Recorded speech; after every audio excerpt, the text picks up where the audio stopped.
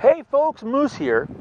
Now, I've got the new D7500, and it occurred to me now is a great time to kind of pass along what I do myself when it comes to getting to know a new camera body. Might help you with your new camera body, be the D7500 or anything you happen to pick up. It makes no difference. Now, I've actually had a list forever on what I want to go through, because back in the days of film, camera bodies didn't come out that often. So I actually wrote a list. I've kind of modified it. I want to go through some things, talk to you about how to make your new camera body your best friend.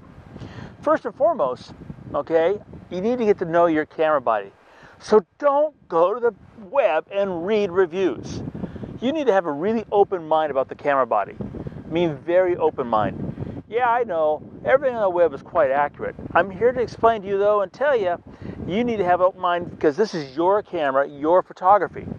So, how do you get to know it? First and foremost, it comes right in the box. You have it. Battery's not going to be charged. You need to sit there and charge that battery. So while you're charging that battery, grab the instruction book. Get familiar where all the controls on the camera happen to be. I mean, it's very important to understand where these buttons are found and what their functions are. I'm always surprised with people, they have a camera body for a year. They don't know some of these basics. Now, I'm saying know where the functions are, not understand the functions. Okay, we're not there yet. Just get to know where all this good stuff is. So go through the instruction book. Now, Nikon is really cool. They have the manual, the Nikon manual viewer for your smart device. So you can take the instruction book with you, which is a really great idea. So go start through the features, okay? Now, going through my checklist, okay? Next thing I recommend you do is once you have your camera body and you've gone through the features, head to the manufacturer's website and look at the marketing material. It's going to tell you what new features are in that camera body.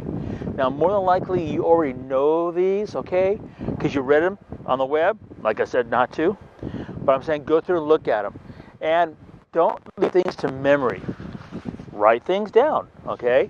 Look at the new features. What makes this camera body really unique? Go find what it is. See what it does. Start to understand it. Because about this time, the battery will be charged. And you can go through the camera body, and what you're going to do, you're going to set a bunch of you go through here and set the settings for the camera body. Now, the settings, that's really, quite, in some point, really a challenge. Aperture priority, that's kind of easy. Matrix metering, that's easy. Continuous high, that's easy. But then you go through the menu system, okay? I'm going to recommend you go and do a basic setting. Now, how do you do that? You can go to my website. Settings for my camera bodies are all in there. Now, while the exact, A1 equals this and A3 equals that, won't be exact. Like if you look at the D5 settings and compare it to the D7500, they're not one for one the same, but you'll find they're basically in there. And then we'll go and you'll say, okay, how to name the file. Name the file, put your initials in, okay? It'll be a different spot, but do that. Do those initial settings and just copy another camera body and get really close. Because once you do that, then go out and take the camera body and shoot with it. I mean really shoot with it. So let's say you bought this camera body to photograph birds. I have the 300 PF on here. You wanted this to go photograph birds. Go photograph birds.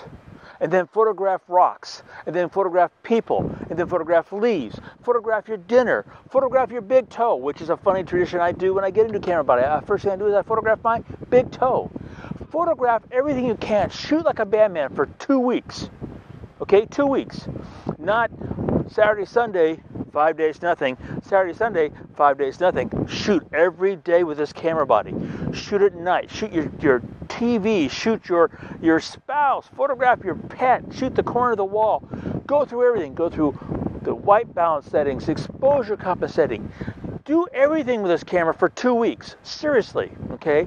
Get to know what it does. Get the feel of it in your camera. Once you have that done, get out the instruction book again and go through all the features, okay?